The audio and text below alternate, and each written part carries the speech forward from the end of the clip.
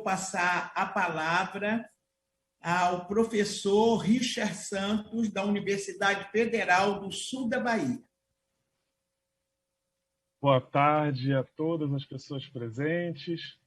A partir da excelentíssima deputada Benedita da Silva e da deputada Alice Federal, Alice Portugal, gostaria de saudar a mesa e agradecer o convite para esse momento de reflexão e debate sobre a importância da televisão pública para a maioria minorizada, para a constituição de uma cidadania completa para um Estado nacional independente e emanando signos de nossa pluralidade. Penso ser, ou deveria ser essa, a missão de uma televisão pública num país como o Brasil, cujo processo histórico passa pelos debates e lutas pelo controle da radiodifusão, pelo conflito de interesses entre os meios públicos e comerciais, concessões públicas na mão de grupos privados e da mediação que constitui o imaginário.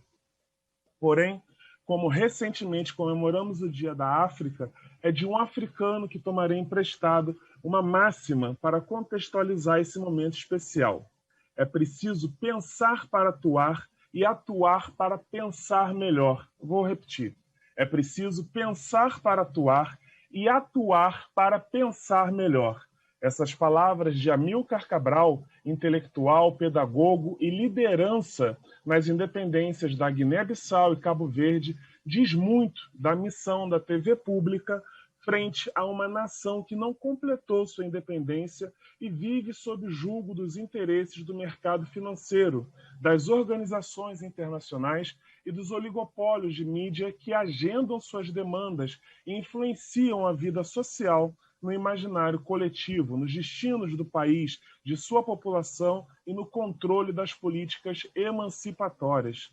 É deste prisma que urge a necessidade de uma televisão pública, plural, nacional, com a independência jornalística e de produção necessárias para que nos tornemos uma democracia de alta intensidade. Digo, de uma Constituição democrática onde seja fomentado o debate público a respeito da coisa pública e que a comunicação pública seja campo fértil de saberes, conflitos, experiências e soluções a serem compartilhadas e não um meio informativo de uma só mão, a mão do governo da vez, que silencia os dissonantes e elimina a pluralidade da informação. É preciso que tenhamos na TV pública um canal para o encontro de saberes dos, entre aspas, diferentes, e que essas diferenças seja o arco-íris da unidade na diversidade. Porém, isso ainda não é uma realidade fática na empresa Brasil de Comunicação. Os poucos avanços plurais e democráticos conquistados ao longo de seus ainda poucos anos de existência têm desaparecido. Parece-nos que por interesses que podemos associar à demanda histórica no Brasil e América Latina, que é a de acabar com a comunicação democrática, aniquilar a formação cidadã e deixar-nos mediados, informados e vasos incomunicantes dos conglomerados de mídia nacional sob julgo externo dos interesses capitalistas euro-americanos que elegem e derrubam governos, criam e destroem mitos e escolhem seus heróis de acordo com as vieses do capital especulativo. Essa, para além da realidade brasileira, tem sido a dialética da radiodifusão pública no continente latino-americano desde o advento das novas tecnologias da comunicação e informação. É nesse turno do processo democrático em construção no Brasil que podemos compreender a radiodifusão pública como um direito humano à comunicação democrática, plural, intercultural e emancipatória, quiçá também como reprodutora do colonialismo interno, do racismo, da manutenção das hegemonias históricas, da representação ipsiliteris do grupo da vez no poder e da subalternização da maioria minorizada. Vejam, analisar o contexto de luta democrática pela comunicação pública como caminho para a emancipação por pluralidade e democracia de alta intensidade seria como gritar no deserto se continuássemos com o modelo comunicacional vigente e a branquitude a ele associado. Ao vislumbrar a possibilidade de privatização da EBC, o corte de verbas das universidades federais que refletem em seus projetos de formação profissional e de consolidação comunicacional, é efetivar a democracia de baixa intensidade a que já estamos inseridos. Porém, ainda que não admissível, é compreensível, a partir da historicidade do processo, o momento em que nos encontramos. Debater a pluralidade étnico-racial da televisão pública ou comercial no Brasil requer se debruçar sobre o processo histórico de formação social na América Latina, o avanço estadunidense sobre as Américas a partir da doutrina Monroe, a consolidação de sua área de experimentação geopolítica para o posterior avanço em escala global e o resultado dessa política nos países locais. É analisar a capacidade estadunidense de gerar uma concepção universal do mundo a partir de uma percepção particular, por meio de sua política externa e da indústria cultural, criando dominação através do consenso, entre aspas, esse consenso, né? A política do bastão entre as elites e gerando um agendamento que reproduz formas de dominação nos espaços dependentes, subalternizados e racializados. Os campos da maioria minorizada, como escrevo. Por fim, sobre a importância da comunicação pública para a população negra, é preciso acrescentar que, historicamente, negros e indígenas são encobertos e silenciados pelo mito da modernidade, o que se acirra com as políticas neoliberais de exploração sem amarras, silenciamento da maioria minorizada, Estado mínimo e maximização do lucro. É preciso ainda avaliar o papel desempenhado por seus gestores públicos, afirme-se, e desencobrir a perspectiva ideológica da gestão relacionada a esses subalternizados e encobertos. Alimentar o olhar crítico para suas ações emancipatórias e posturas políticas frente ao Estado e seus governantes. É preciso dar visibilidade, como fazemos aqui hoje, à luta popular pela construção da Empresa Brasil de Comunicação, relacionada à proposta de consolidação do pacto social previsto na Carta Magna de 1988. Importante ainda observar que existe na América Latina uma grande batalha entre mercado financeiro, Estado e governos no terreno das comunicações. Essas disputas superam o meio comunicacional e têm raízes fundamentais na organização democrática do continente. Essas lutas e transformações que acontecem historicamente na esfera da política pública. Luta-se por hegemonia e poder em sociedades que há pouco encontravam-se submetidas a ditaduras civis militares. O debate relacionado à elaboração de novas regras para as concessões públicas é o ponto sensível de desagregação social no Brasil e região. Por parte das empresas de mídia, a argumentação é de que, por trabalharem com a difusão de ideias e informações com valores e abordagens subjetivas, estariam diante de sérias ameaças de censura e cerceamento à liberdade de expressão. Por outro lado, essas mesmas empresas atuam para a desconstrução e silenciamento das empresas públicas de comunicação, eliminando assim a alternativa democrática e popular de acesso à pluralidade comunicacional.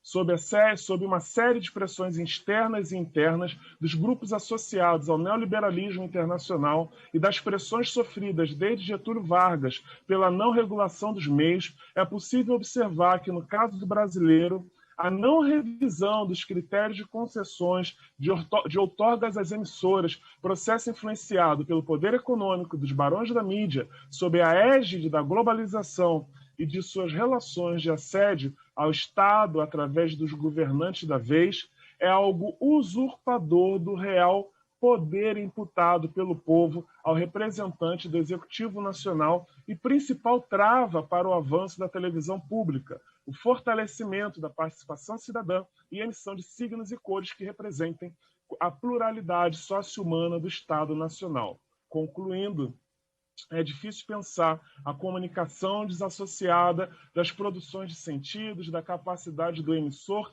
de expandir a informação, produzir algo plural e diversificado que não fique acessível apenas a um tipo de público. A comunicação audiovisual, principalmente, é altamente produtora de signos e determina significado ou significação para a audiência. Impossível perceber a efetividade da comunicação desarticulada das decisões tomadas no dia a dia, nos signos que determinam o que achar do outro e na escolha que se faz de um canal de televisão e outro não. Comunicação é emissão e decodificação do emitido. O tempo todo estamos expostos aos ditames os ditames dessa ditadura invisível que antecipa e impõe o gosto, o comportamento social, o imaginário coletivo sobre quem tem direito à vida e à morte.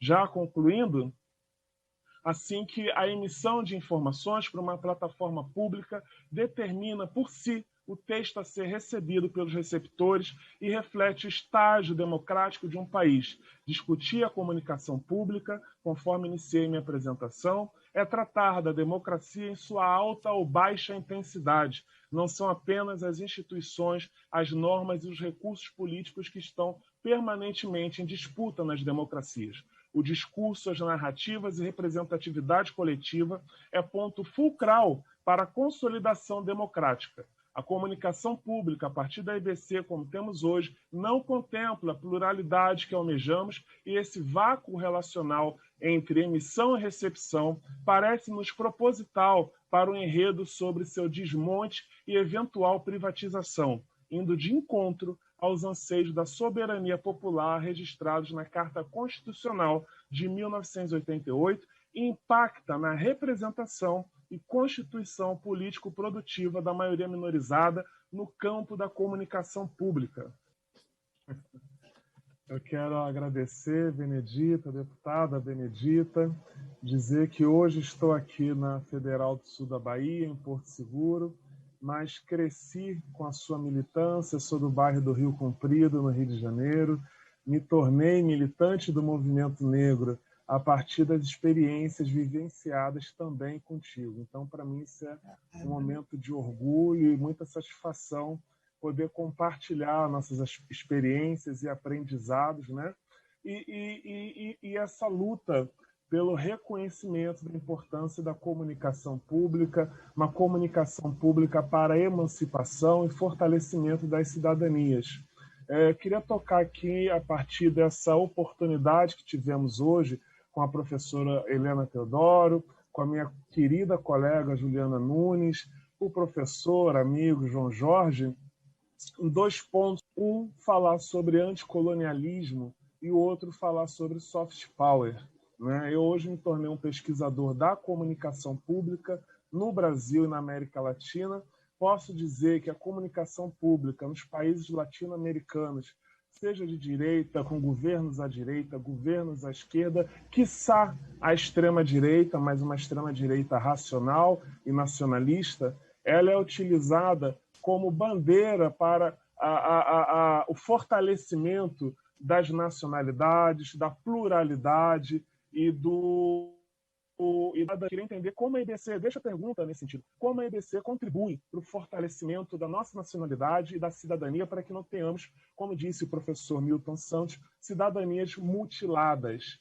Queria também entender como a EBC atua com o soft power brasileiro, a televisão, a TV Brasil Internacional, né, que há pouco tempo cobria quase todas as nações africanas e América Latina, como esse novo projeto de televisão, então, tem contribuído para a presença do Brasil nesse mundo, nos países irmãos, fronteiriços e naqueles do outro lado do rio chamado Atlântico. Né?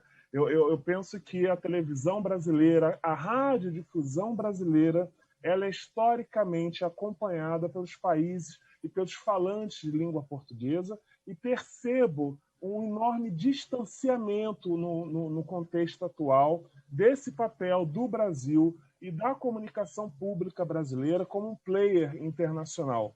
E aí quem perde somos todos nós, negros, brancos, indígenas, a população brasileira em geral e também ao mercado financeiro. O mercado financeiro, tão importante, esse Deus mercado, perde quando a gente não tem uma comunicação pública forte e atuante para o Brasil no contexto nacional e internacional.